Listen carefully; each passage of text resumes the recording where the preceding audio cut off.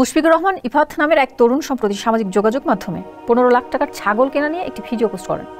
একটি মাত্র ছাগলের এমন অস্বাভাবিক দাম নিয়ে ব্যাপক আলোচনার এক পর্যায়ে জানা যায় এই ইফাত কাস্টমস কর্মকর্তা ডক্টর মতিউর রহমানের ছেলে। এরপর শুরু হয় সরকারি কর্মকর্তার ছেলে কিভাবে এত টাকায় ছাগল কিনতে পারে তা নিয়ে তুমুল আলোচনা। এক পর্যায়ে মতিউর রহমান দাবি করেন ইফাত তার ছেলে নন, এমনকি এই তরুণকে তিনি চেনেন না। তবে 15 লাখ টাকার ছাগল কাণ্ডে আলোচিত হওয়ার পর বেরিয়ে এসেছে থলের বিড়াল। ইফাতের ছাগল কেনার ভিডিও সামাজিক যোগাযোগ মাধ্যমে ভাইরাল হলে দেশ জুড়ে তৈরি হয় তুমুল বিতর্ক। মতিউর রহমান এই তরুণকে ছেলে হিসেবে অস্বীকার করলেও ইফাতের সঙ্গে সামাজিক যোগাযোগ মাধ্যমে ভাইরাল হওয়া দুটি গাড়ির রেজিস্ট্রেশন তার পারিবারিক মালিকানাধীন কোম্পানির নামে। ইফাত মতিউর রহমানের সন্তান না হলে তার পরিবারের মালিকানাধীন প্রতিষ্ঠানের গাড়ি কিভাবে পেল তা নিয়ে প্রশ্ন ওঠে। সেই সঙ্গে একজন সরকারি কর্মকর্তা কিভাবে এত টাকার মালিক হলেন সে প্রশ্নও সামনে আসে।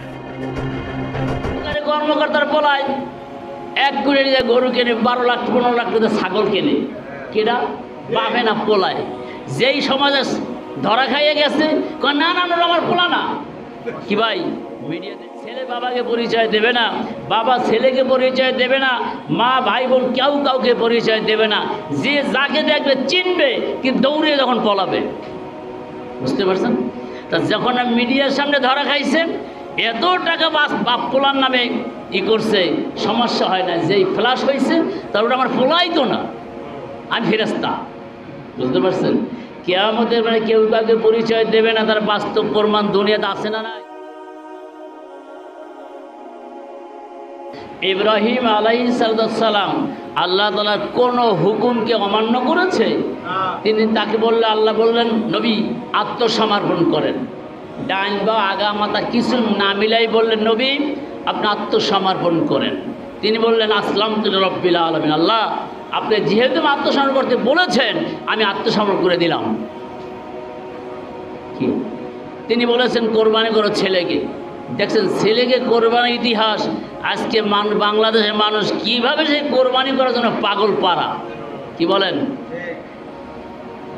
নামাজ যায় যাক সমস্যা নেই, আমার কোরবানি তো করি। জোহর গেছে, আসর গেছে, মাগরিব গেছে, এশা গেছে, নামাজ পড়ার কারবার নাই। কারণ কোরবানি গরু কিন্তু মাঠে আসছি না, গোবর টোবর লাগছে তো নামাজ কেমনে কী করুন, নামাজ পড়ুন কেমনে? কি আপনাদের সামনে এগুলো বাস্তব না বলতে অবাস্তব বলছি?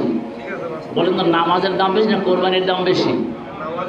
সেই নামাজ ছেড়ে দিল, কত ফরজ ছেড়ে দিল এই কোরবানির নামে। আসলে তো কোরবানি তো সবের উদ্দেশ্যে নয়, হ্যাডাম দেখাবার উদ্দেশ্যে, গোস্ত খাওয়ার জন্য।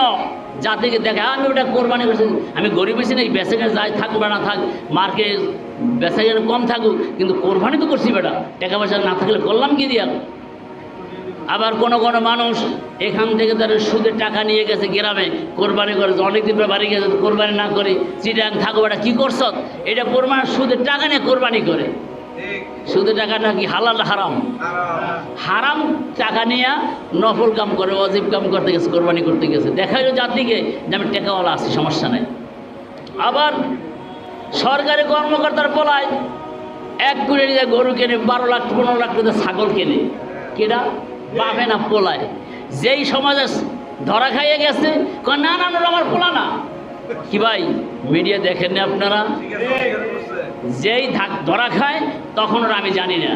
যেমন ছাত্রলীগ যুবলীগ নেতা যখন সমস্যা তৈরি করে সেখানে ওরা আমার দলের না, ওরা আমার কেউ না, ওরা আমি কিচ্ছু না। কি বাস্তবতা এটা?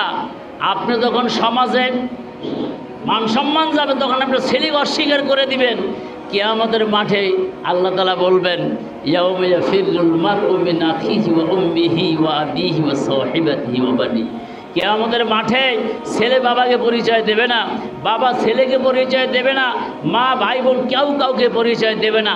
যে যাকে দেখবে চিনবে কিন্তু দৌড়িয়ে যখন পলাবে। বুঝতে পারছেন?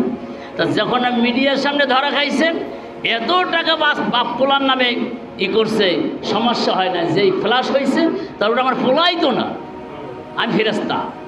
বুঝতে পারছেন? কিয়ামতের মানে কেউ কাউকে পরিচয় দেবে না, তার বাস্তব প্রমাণ দুনিয়াতে আছে না নাই? এই কোরবানি তো দেখাইছে। 2020 সালে কি আসছিল যে আমাদের দেশে? করোনা।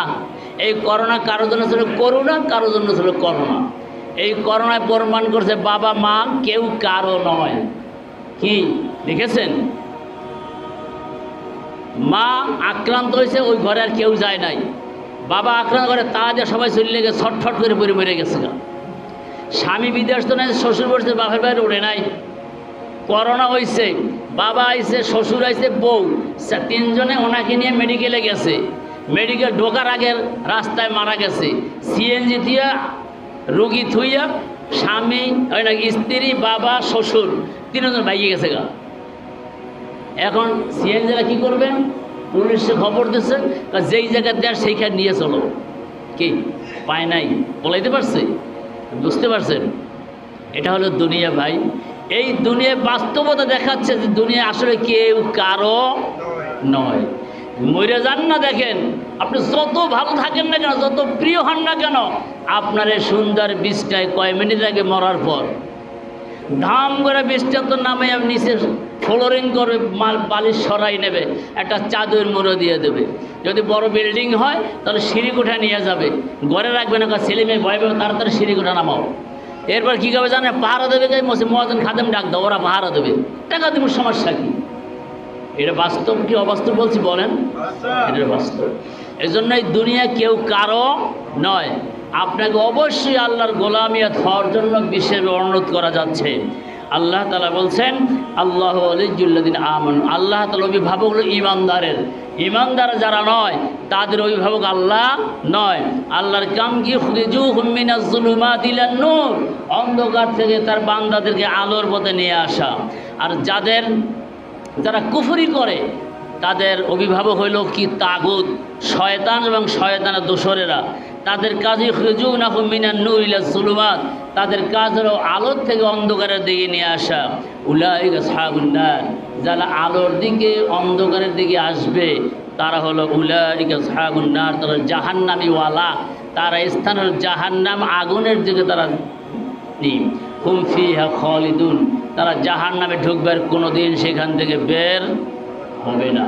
এই জন্য আমরা তো ইমানের দাবিতে বলি আর ইমান দাবি রাখি, আমাদের উচিত সর্বক্ষণিক আল্লাহ তাআলার হুকুমকে আমল করা, মান্য করা, মেহনত করে ইমানের জীবনটাকে ঢেলে সাজানো।